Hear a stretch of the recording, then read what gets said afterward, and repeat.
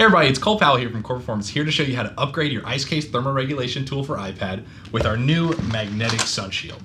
The upgrade kit is going to come with 3 items: the magnetic SunShield, and then 2 of these magnetic SunShield bases.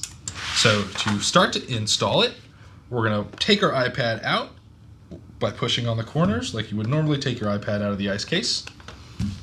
We're going to expose the foam layer inside, and we're going to start peeling that out from the camera port. Goes in, comes out easily.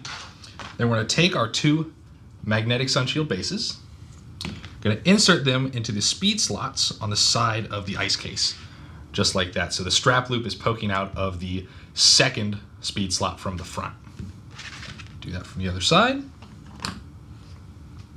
Put our foam layer back in, reinsert our iPad, and then we can pop on the SunShield. And there you go, your SunShield's installed.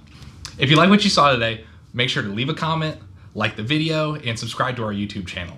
If you have any questions at all, drop them in the comments below. You can email us, live chat us on the website, or you can even call us. We'll pick up and we'll get you squared away. So, as always, stay frosty.